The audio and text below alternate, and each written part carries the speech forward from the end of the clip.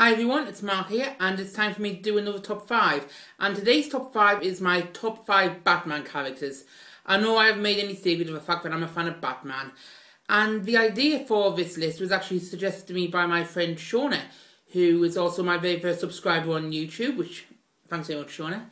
So, I hope you enjoy it. So, let's hit the ground running and get straight on with it. So, here is my top 5 Batman characters. And let's begin, as always, with number 5.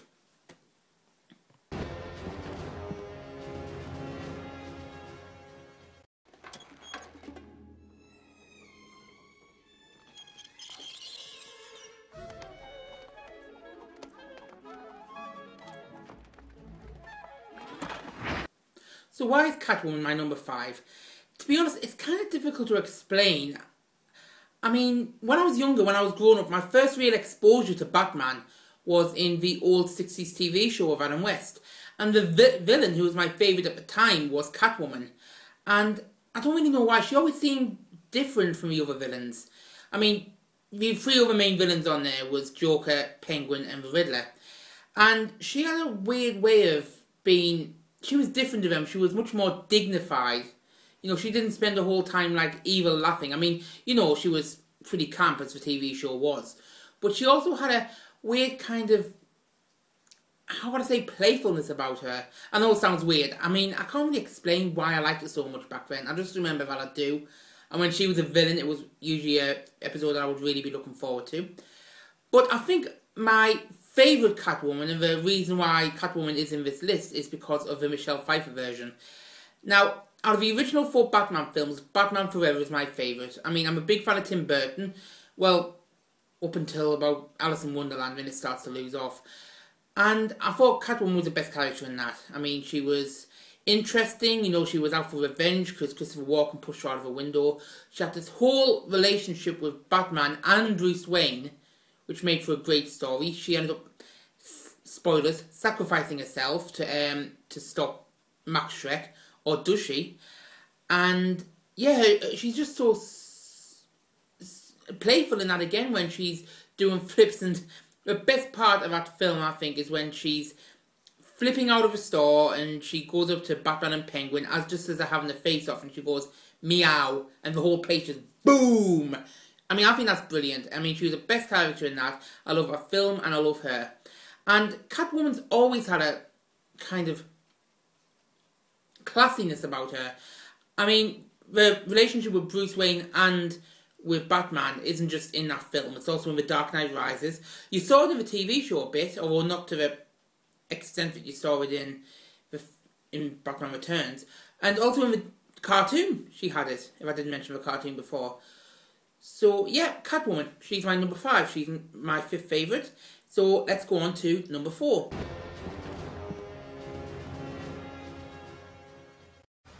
No name. No other alias. Go home, Gordon. The clown will keep till morning. Go get some rest. You're gonna need it. Tomorrow you take the big job. You don't have any say in the matter, Commissioner Gordon.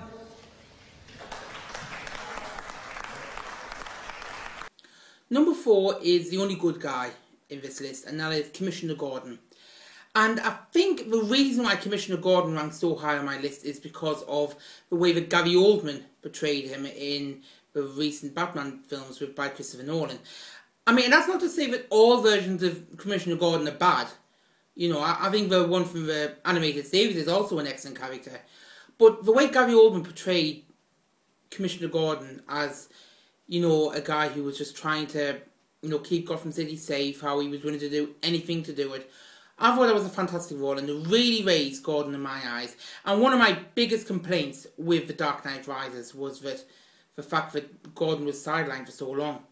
Another major factor of my life of Gordon as well is that he has this relationship with Batman, which is very complex and very interesting, because he's working alongside a person who is essentially a vigilante.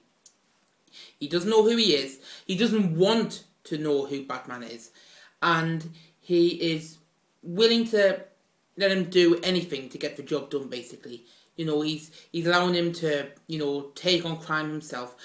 But they also have this relationship which is also very good. I think the best part of the relationship is at the end of the No Man's Land series, where Gordon is fused with Batman because he'd abandoned Gotham for so long, and Batman offers to take off his mask for him. And Gordon's like, no, I don't need to know who you are. The fact that you're here is enough. And I think that's fantastic. So, yeah, Commissioner Gordon, I've always liked him. He's a very interesting character, and he's one of my favourites. So I would say kudos to Gary Oldman. Kudos to all the other Gordons as well, but he is the one that really races for me. So yeah, Commissioner Gordon is my number 4. How about a magic trick? I'm gonna make this pencil disappear. Ta-da! It's gone. The Joker. You all knew he'd be in this list of mine, especially given my video on Halloween. And if you didn't see it, I'll leave a link on here, so check it out. The Joker, I think what I love most about him is just how batshit insane he is. Because he can be terrifying and hilarious at the same time. I mean, you've got loads of different versions. You've got the Cesar Romero version, you've got Mark Hamill, you've got Jack Nicholson, you've got Heath Ledger. I mean, they're all excellent versions of the same person. And I think what I like is how broad you can be with him. I mean, Cesar Romero was very much just your laughing evil villain. You know, he never did anything really bad. You know, he was trying to take over Gotham, but he had a way of doing it which was very camp, but also very good. Now, compare this with Heath Ledger's Joker, who was very insane, didn't care who he hurt, and was willing to do anything just to mess everyone up. It wasn't about the crimes, it was about the causing chaos. He wasn't in it for the money, as you probably saw in that film. So yeah, the Joker is definitely one of my favourite characters. He's had a lot of comics devoted to him. One of my favourite Batman comics is The Killing Joke, which I've got and like to read now and again.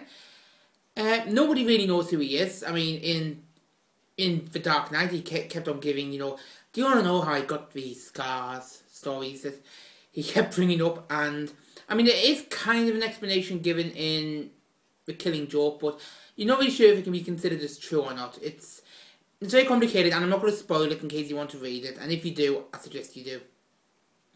But yeah, the Joker is definitely one of the most fascinating characters of the Batman-verse. And my favourite version of the Joker is, I've got to say, the Heath Ledger version. Because, well, you've seen him. He's fantastic in that film. Heath Ledger, he was brilliant.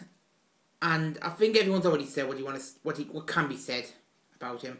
But a close second is the Mark Hamill animated series Joker, because he was also excellent in that. It's amazing how the guy who was Luke Skywalker could go on to become so well known for something else, and he's just done his final Joker role in Arkham City, and I think if that is the final time he does it, I think it's an excellent way to bow out. He's been brilliant in pretty much every appearance he's ever made of him. So yeah, Heath Ledger and Mark Hamill are the Jokers for me. In fact, in my Halloween video, I was going for a more Mark Hamill type of Joker, even though it may have seemed like I was kind of also riffing off Cesar Romero. So yeah, the Joker is my number 3.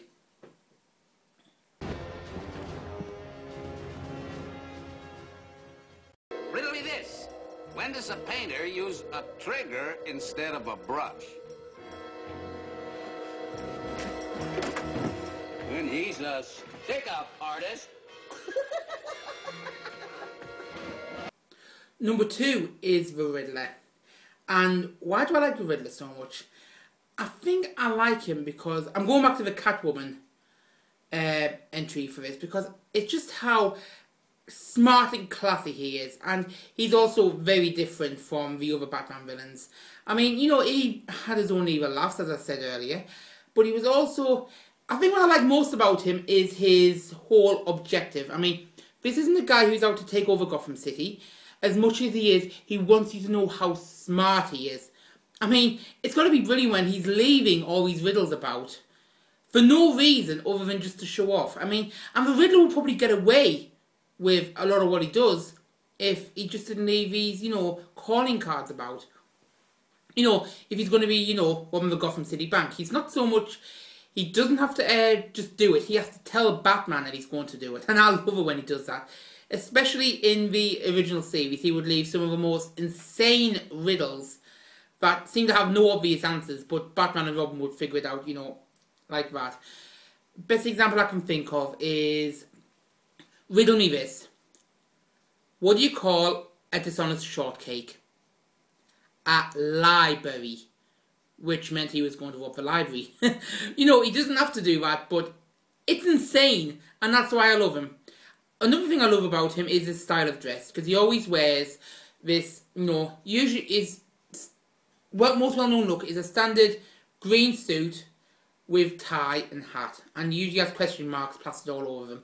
He doesn't always wear this, because in the original comics he would wear a green one-piece with a single question mark on, but it was my favourite Riddler, out of all of them, who was Frank Gorshin from the original series, would sometimes wear a green suit, and it was so popular that they ended up adapting it into the comics. And I love the Riddler. The Jim Carrey version I'm not too fond of, because it just seems like he was hired just to do a standard comedy character as he was doing back then. I mean, I love Jim Carrey, and it's not a terrible role, but he just overplays the comedy of it when he should have been a lot more dignified. But yeah, otherwise, I do really like the Riddler. I enjoy him in the cartoon. I enjoy him in the comics. I enjoy searching for his riddles in the Arkham Asylum games. And yeah, the Riddler is my number 2. Now let's move on to number 1.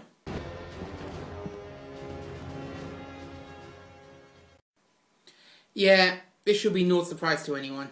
So why is it I love Harley Quinn so much? I think the main reason I can think of is that when I saw her in Batman the Animated Series, she was my favourite character by far.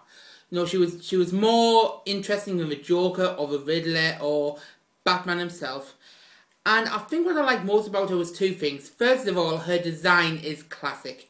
You've got the whole black and red Jester costume, which I thought was brilliant at the time. I'd never seen anything like it in a show.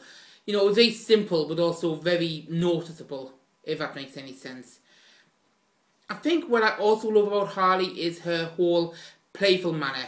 You know, she's got nothing on the brain except having fun and showing how much she loves old Mr. J. I know it's a terrible voice.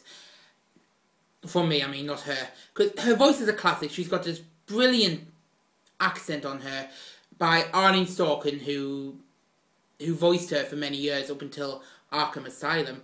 And apparently the whole thing started, the whole Harley character was inspired when Paul Dini, who wrote her first episode and a lot more afterwards, he saw an episode of, I think it was Days of Our Lives, that she was in dressed as a Joker. As a jester. Okay, 2 drummer boys going to a bar. Ba-dum-ba-dum-bum. Boy, you're a rough crowd. You forceth me to shoot at you the moon. Yeah, there's a lot of Harley in that, as you can see. And yeah, just went on from there. She's always been a character I've liked. I hate that she never got in any of the movies. You know, I would have loved to have seen her in The Dark Knight alongside Heath Ledger. But it would be a case of finding the right actress to play her. Now, I've already said about Harley's look and how, you know, the black and red costume, the Jester costume is classic. And one of the things that's really irked me recently is why the designers of, well, I say designers, when they've been redesigning the characters for the New 52, they went and redesigned Harley in a horrible manner. I mean, her design's been kind of changing over the last couple of years. I think it started in Arkham Asylum when she wore her white, pink and purple nurse's outfit. Then it was like suddenly, you know, the writers had free reign to just redesign it however you wanted. So they did Arkham Asylum. She was back in black and red, but it was an all-leather number. And then they went and just, when it came to the New 52 and the DC reboot, they just revamped her in the most horrible way. It's the first Harley that I've had absolutely no interest in.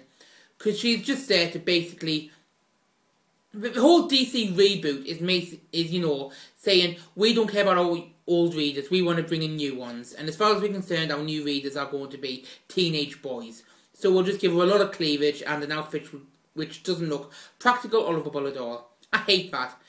Because Harley is a classic. You shouldn't mess with what, you know, if it ain't broke, don't fix it. That's my opinion. And the fact they've changed Harley so much in the DC reboot just annoys me no end.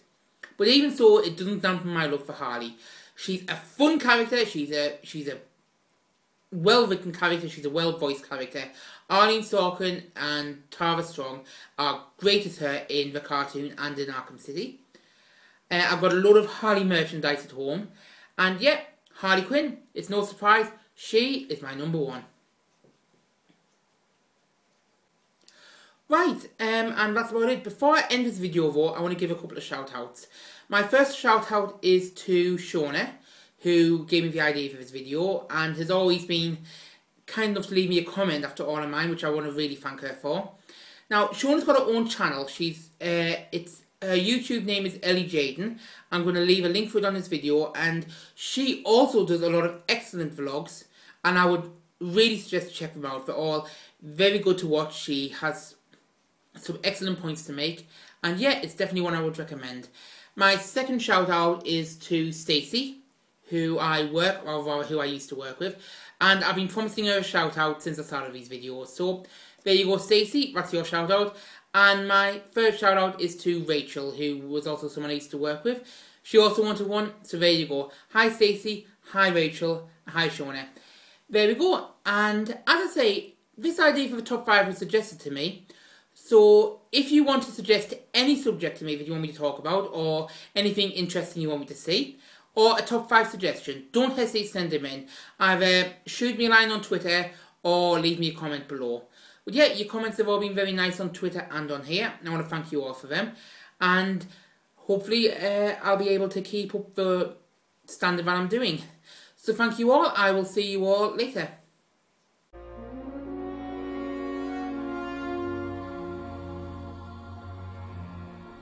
That girl eat your heart out. What was she before she went bonkers? A clinical psychiatrist.